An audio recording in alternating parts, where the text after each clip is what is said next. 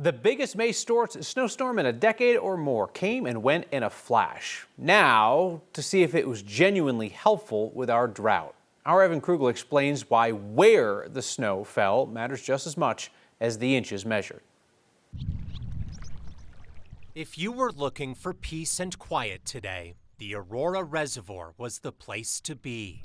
This guy had the entire reservoir to himself, and while it may not look ideal to most, this weather was exactly what Shawnee Klein was hoping for. Are you kidding me? I was absolutely thrilled because this probably means that we won't entirely burn to the ground by next week. So that makes me happy. Shawnee and Aurora Water will take what they can get in a year when snowpack has been a no-pack. This is definitely no-pack year, right?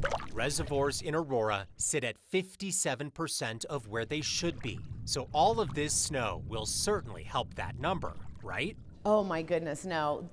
After this snowstorm is all said and done, we'll still be at 57% of full.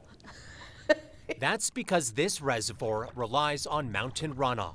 And while some areas in the northern mountains saw huge totals, Aurora Water relies on these three river basins that didn't see as much. They didn't get a lot of snow up there, and it really isn't going to put much of a dent in terms of the deficit that we're facing this year for runoff. We really needed about 10 of these this year, and they just didn't happen. Nathan Elder says Denver Water is in a similar situation, but says there is some good news from the storm.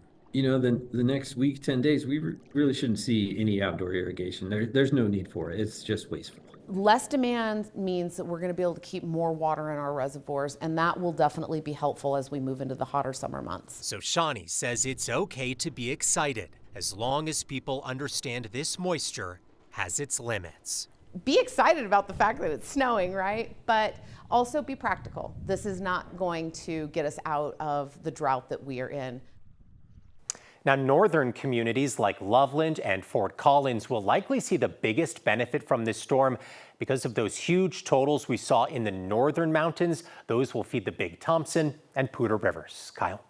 And up there, they were feeling like they were in better shape than the metro area, right? Right. Fort Collins, one of the few communities that doesn't have mandatory water restrictions in place. They're just voluntary right now. This is kind of like the rich get richer. They're going to get the bulk of this runoff. They are, however, still preaching water conservation, but they're hoping this will allow them to stay on those voluntary restrictions. I'm going to quote her anytime anybody asks me whether the snow fixed the drought. Oh my Oh my goodness, goodness, no. Oh my All right, goodness, no. Evan Krugel, thank you.